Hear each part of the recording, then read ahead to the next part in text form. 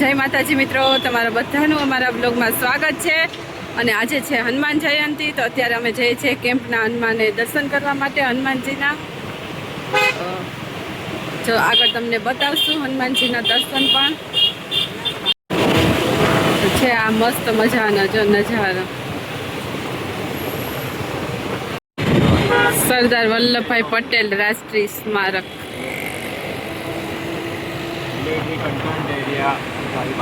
हाँ, मिलिटरी ની હદમાં છે આખું મંદિર।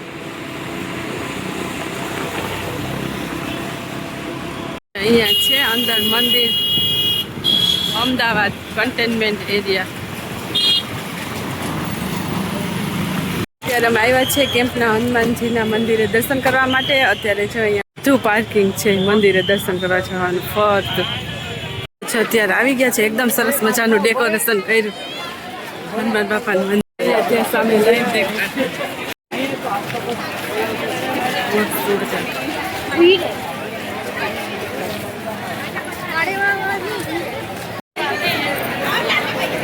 ગયા છે અહીંયા મંદિરે, અને હવે જઈએ છીએ। એકદમ સરસ મજાનું ડેકોરેશન કર્યું છે। પ્રસાદીની લાઈન છે, જો આટલી બધી પબ્લિક છે ફરતી।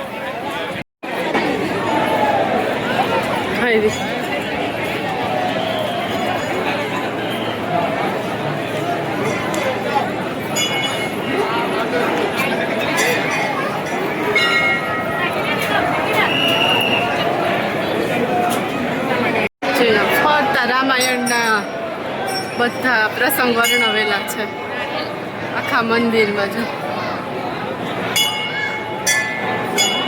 અશોક વાટિકામાં રાક્ષસ હનુમાનજી, જય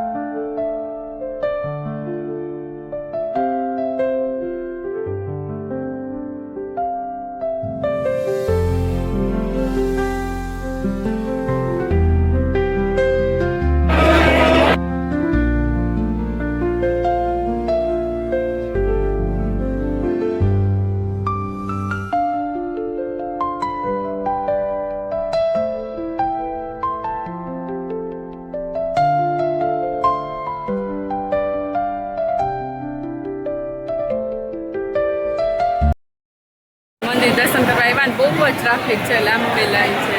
ત્યાં છે હવનકુંડના દર્શન।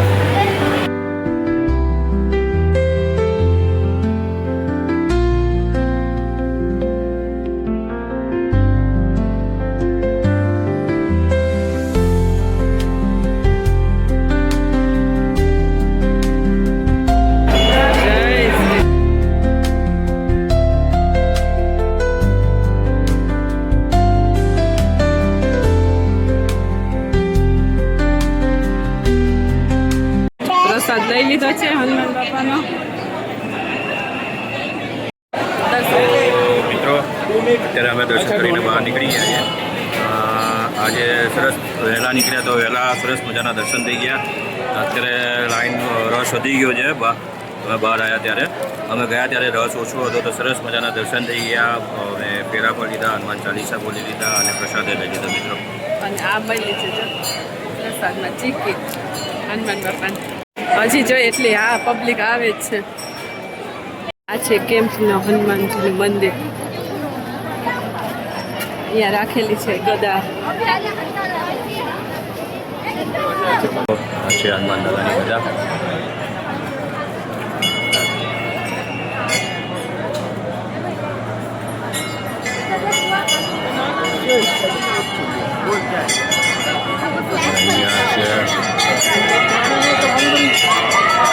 હનુમાન દાદાનો રથ,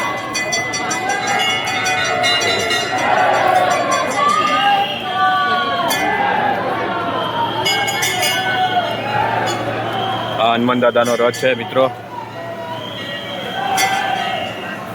આ હનુમાન દાદા અહીંયા બિરાજમાન હતા। અહીંથી બધાને દર્શન થાય.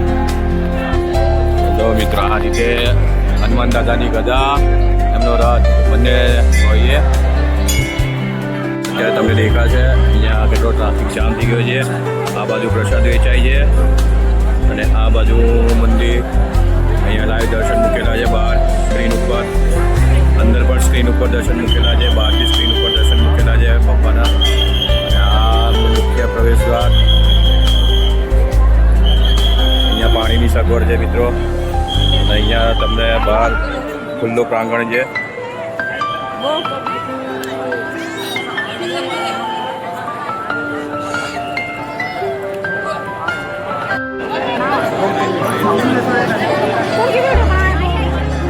જો આટલી બધી લાંબી લાઈન છે પ્રસાદી માટેની.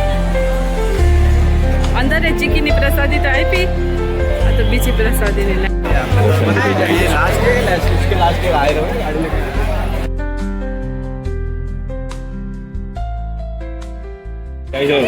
ટ્રાફિક વધી ગયો. બહાર પણ જોઈએ સ્ક્રીન લાગેલી છે. મારા પપ્પા અંદર ફૂલની માળા ને બધી વેચે છે. બ્રિજ બનાવેલો છે ને એટલે સીધું ત્યાં નીચે ઉતરી જવાનું પાર્કિંગ.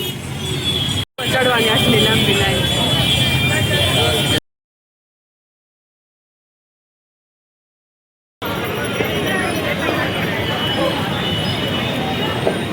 હજી આટલી પબ્લિક આવે છે દર્શન કરવાના. અહીંયાથી છે લિફ્ટ, બ્રિજ છે.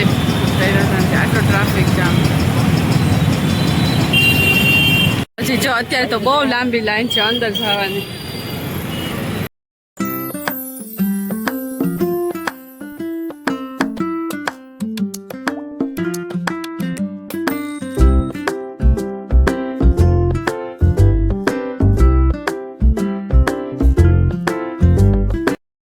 શાક માર્કેટમાંથી નીકળીએ છીએ એટલે બહારથી જ ટમેટા 30 ના 2 કિલો બૂમો પાડે છે.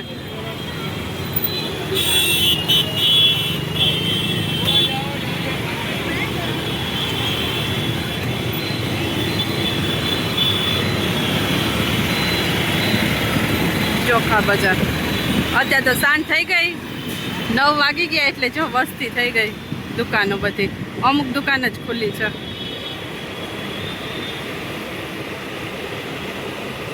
અચ્છા, કાલુપુર ફ્રૂટ બજારમાં આવી ગયા છે. કેરી શું ભાવ છે ભૈયા? 1600 રૂપિયા. કેટલા કિલો? 9 કિલો. આવી કેરી છે 1600 રૂપિયાની 9 કિલો. કે 1500 રૂપિયા છેલ્લો ભાવ. કેસર મેંગો. જો પાછા આજે આવી ગયા છે કાલુપુર ફ્રૂટ માર્કેટમાં. જોઈએ હવે પૂછીએ ભાવ શું છે. આ કેરી છે.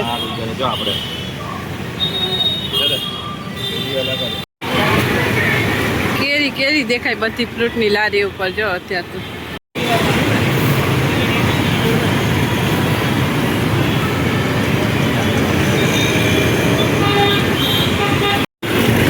બદામ કેરી છે 200 રૂપિયાની કિલો. અને સુંદરી ભૈયા? સુંદરી છે 160 રૂપિયા કિલો.